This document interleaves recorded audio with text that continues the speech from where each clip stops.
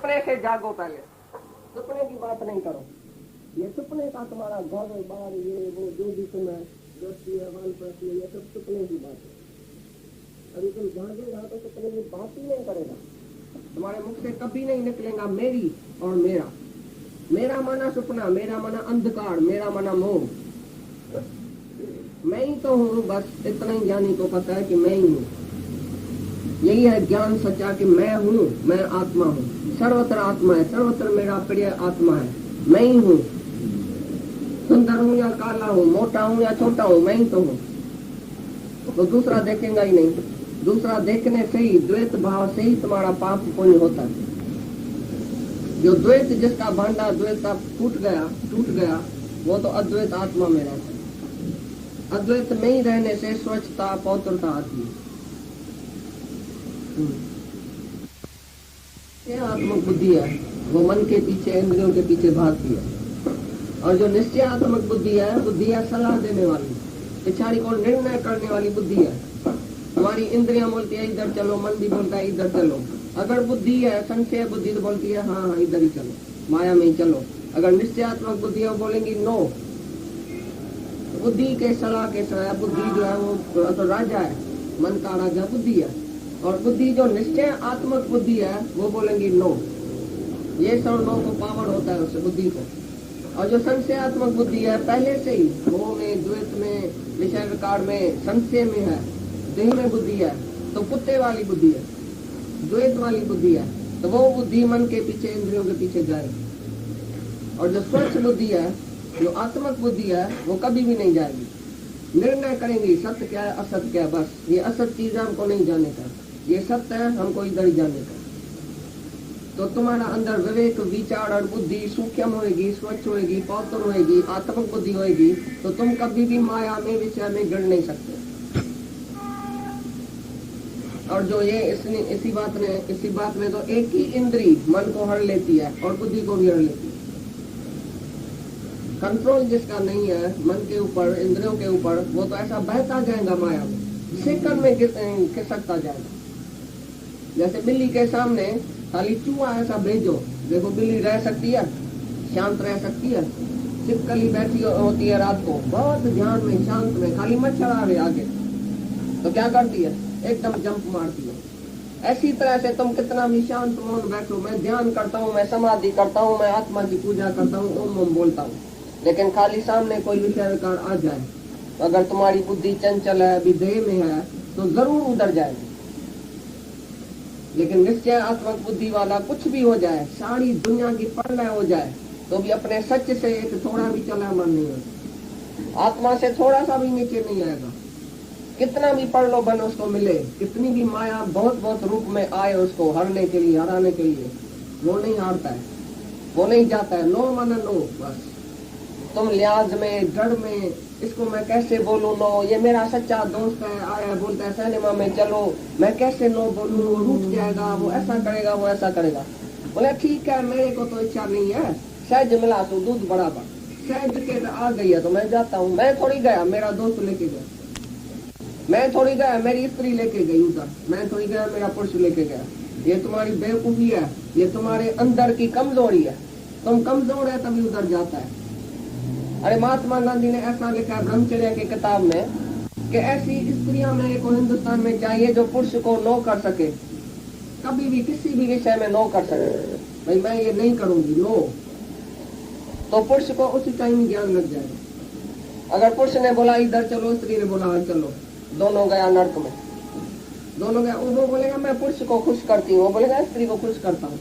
खुश करने में उसकी दोनों की सत्यानाश हो गई। भाई अंधा मिली अनजान रेठा वाट विंजाए, अपना पवित्र रास्ता जो परमात्मा का रास्ता तुम गंवा के बैठा। मैं उसको खुश करता हूँ, मैं उसको खुश करता हूँ, याद में, डर में। फिर पति बेचारा नाराज हो जाएगा, फिर बोलेगा नहीं, फिर मेरे को सिनेमा में नहीं लेके जाएगा, मेरे को निकाल देगा मैके में, पीछे मेरे को खिलाएगा नहीं, इसके लिए मैं उसको खुश करता हूँ। तो महात्मा गांधी ने लिखा है ऐसी नो करने वाली स्त्री मेरे को चाहिए भारत में। नॉन कोऑपरेशन विद इविल, जो तुम्हारे अंदर विकार है उसी से वो नॉन कोऑपरेट करे, तभी तुम्हारा मगज भी ठीक हो जाएगा। तुम्हारी स्त्री इतनी पावरफुल हो सकती है, ये सब नो कर सकती है, तो मैं काहे के लिए पीछे पड़ूं। मैं क्यों ऐसा कमजोर हुआ हूँ? तुमको अपना मर्दपना याद आ जाएगा। जब ये स्त्री तुम्हारे को आंख दिखाएंगी तीसरी, भाई तुम किधर गिरता है, किधर जाता है, क्या चाहिए अभी तक। जब भी पुरुष को वैराग लगाया तो स्त्रियों ने दिया। सूरदास था, भगत सूरदास था, वो एक स्त्री के पीछे जाता था। स्त्री ने एक दिन इतनी फटकार उसको लगाई है जो एकदम उसने आंख ही निकाल दी अपनी। भाई मैं स्त्री देखूं ही क्यों? बोले ये तो अज्ञान है आंख निकालना, तुम मन की आंख निकालो, अंदर की आंख निकालो, अंदर की आंख खोलो सच्ची। ये बाहर की आंख निकालेगा तो सूरदास तो बहुत पाप करता है दुनिया में, ये कोई ज्ञान नहीं है। लेकिन मतलब क्या है, स्त्री ने उसको ठोकर दिया था। संत तुलसीदास कैसे बना? स्त्री के पास गया मैके में, सांप के ऊपर चढ़ के गया तो उसने ऐसा बूंदा लगाया, ऐसा उसको लपड़ लगाया, तो बदमाश तुम आया है, अपनी इच्छा के लिए आया है, एक स्त्री के पीछे पड़ा है। अरे इतना जाके भगवान को प्यार करो। जितनी प्रीत मेरे में रखी है, मेरे से तुमको क्या मिलेगा? नट और सर्द, जन्म और मरण, क्या मिलेगा तुमको? काय के लिए मेरे पीछे पड़ता है? काय के लिए मेरे में मोह रखता है? कोई है स्त्री जो पुरुष को ऐसा बोले? कोई है पुरुष जो स्त्री को बोले तुम मेरे पीछे क्यों पड़ती है? भगवान के पीछे पड़ो। जितनी प्रीत हराम में उतनी हरि में जाके रखो। ये हराम की प्रीत है, एक शरीर में एक ये 6 फुट वाला रक्त और रोग के पुतले में तुम जाके फंसता है, ये मेरा है, ये मेरा है, तो मोहित होता है। ये शर्म की बात है तुम्हारे लिए। तुम भगवानों के इतना स्वच्छ पौत्रों के, भगवानों के सारी सृष्टि का राजा बन के एक स्त्री के पीछे जाता है, एक विषय के पीछे जाता है। मैं सिगरेट के सिवाय रह नहीं सकता हूँ, मैं बीड़ी के सिवाय रह नहीं सकता हूँ। तो हमारा दादा एक दिन दोस्त के साथ चला घूमने के लिए, उसी दोस्त को सिगरेट की आदत थी, बीड़ी को, तो जंगल में चला गया, उधर सिगरेट मिले ही नहीं उसको। सिगरेट तो था, माचिस था ही नहीं। बहुत दुखी इसका दोस्त घड़ी घड़ी बोले, दादाजी कोई ऐसा आदमी मिल जाए, मैं सिगरेट पीना चाहता हूँ, कोई माचिस नहीं है, मेरे को माचिस नहीं है। दादा अपने अंदर में ऐसे तो बेवकूफ है, इतने जंगल में हम आया है, घूमता है फिरता, ये नहीं। एक ही आदत में वो कैसा अपने को दुखी कर रहा है, ये सुख को इतना मजा नहीं लेता है एक आदत के लिए। तो एक भंग्याणी सामने आने लगी, उसको बहन जी मेरे को वो देना है माचिस। तो जब माचिस उसने ऐसा किया तभी उसने सिगरेट पिया। दादा ने बोला उसी दिन से मैंने उसी दोस्त को ही छोड़ दिया। उस दोस्त को बोला आज से तुम्हारी मेरी दोस्ती नहीं बनेगी, तुम मेरा सिगरेट का गुलाम, इतना मर्द होके, इतना होशियार होके, मनुष्य होके, और एक सिगरेट का गुलाम, एक भंग्यानी का गुलाम जाके बना।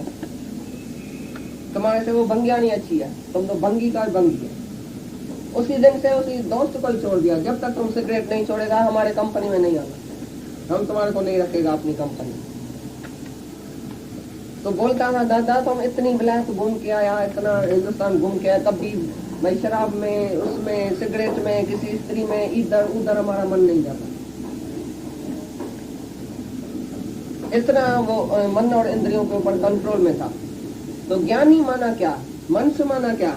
मनुष्य माना मन का ईश्वर या मन का गुलाम। जैसे मन ने बोला तैसे तुमने कर दिया। मन में आया इसको क्रोध कर दो, मैंने कर दिया। मन में आया इधर चलो, दोस्त के पास चलो, सहेली के पास चलो, बहन के पास चलो, भाई के पास चलो, मैं चला गया। अरे क्यों गया, काय के लिए गया, उधर क्या जाके किया, टाइम कैसे तुमने बर्बाद कर दिया। एक सेकंड भी तुम्हारा टाइम बर्बाद होता है, वो सेकंड वापस मिलेगा? करोड़ रुपया दियो, कल का दिन वापस लेके आओ, मिलेगा? तो कैसे तुमने कल का दिन गंवाया? क्या किया सुबह से रात तक? हमको हिसाब दियो, क्या किया सुबह से रात तक? तुम्हारे से किसी का काम हुआ? तुम निष्काम है।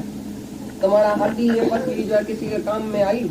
ये मांस किसी के काम में आया?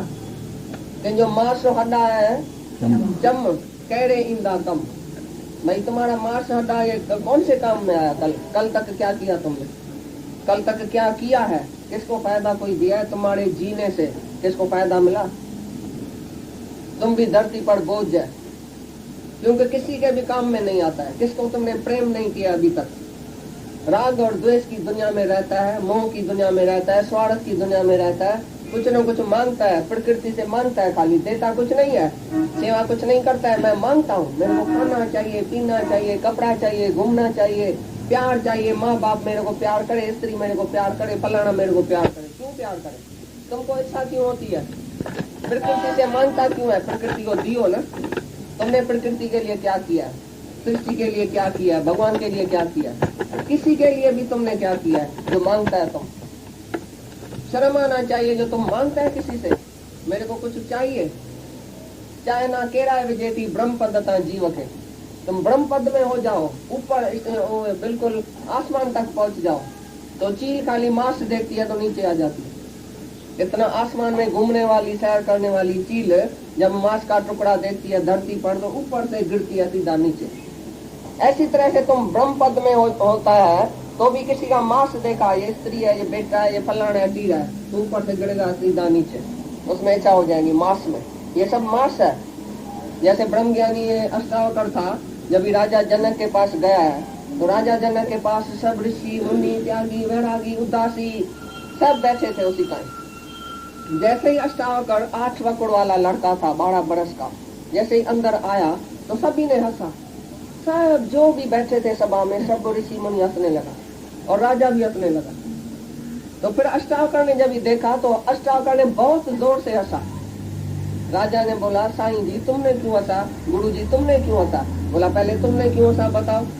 बोला, हमने तो हंसा इसलिए क्योंकि 8 वक्र था ना तुम्हारे शरीर में, लंगड़ा डिंगा फिरना तुम्हारा ये शरीर था टेढ़ा मेरा, उसको देख के हमको हंसी आ गई। राजा को बोला, तुमने क्यों हंसा? राजा ने बोला, मैंने इसलिए हंसा कि भाई इतना ऋषि मुनि मेरे पास बैठा है, वो मेरे को जवाब नहीं दे सका, तो तुम इतना छोटा लड़का डिंगा फिरना उनको क्या जवाब देगा? मेरे को ऐसा ख्याल आ गया।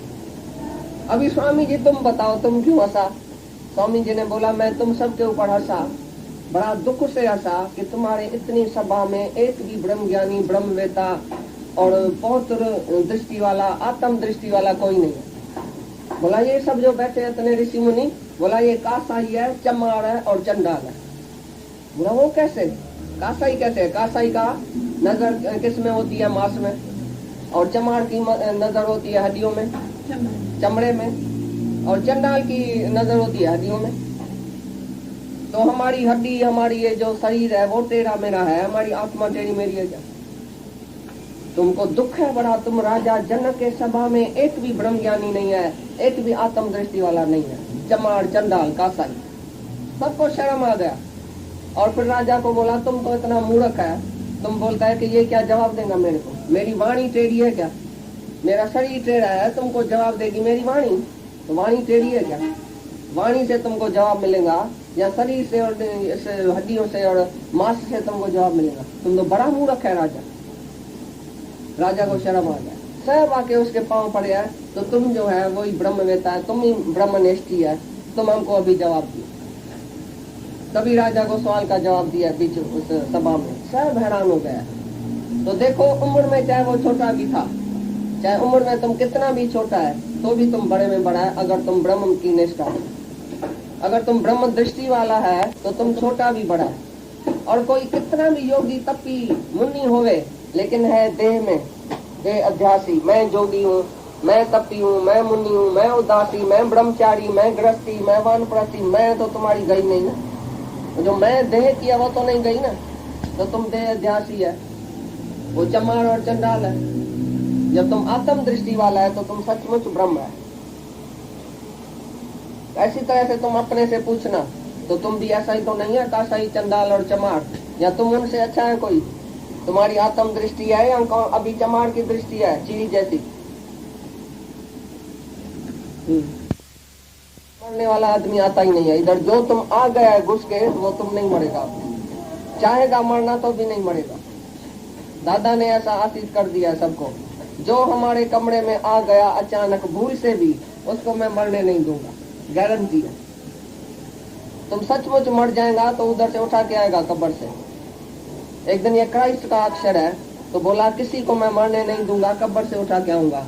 तो एक लेजरस था, उसका शिष्य था बड़ा, तो एक दिन उसी से बोल रहा था तुम कभी नहीं मरेगा, तुम अमर है, तुम आत्मा है। अचानक क्राइस्ट दूसरे शहर में गया तो लेजरस मर गया पीछे। जब आया तो सभी आदमियों ने आके, गुरुजी वो लेजरस मर गया, गुरुजी लेजरस मर गया। बोला ऐसा हो नहीं सकता है, क्या समझता है मैं लपड़ लगाऊंगा तुमको अगर बोलेगा फलाना मर गया? वो हमारा भगत है, कभी नहीं मरेगा। सचमुच गया कब्र से, बोला लेजरस कम आउट, वो एकदम आ गया अंदर। ऐसा लिखा पड़ा है क्राइस्ट के उसी में। तुम तो बोलेगा भाई ये तो करामात थी ना, वो तो भाई कब्र से निकाल के आया। अरे हमारे दादा ने हम सबको इसी शरीर के कब्र से निकाल के आत्मा में रखा है, कभी भी हम मरने वाला नहीं है, सबको शरीर के कब्र से उठाया। अरे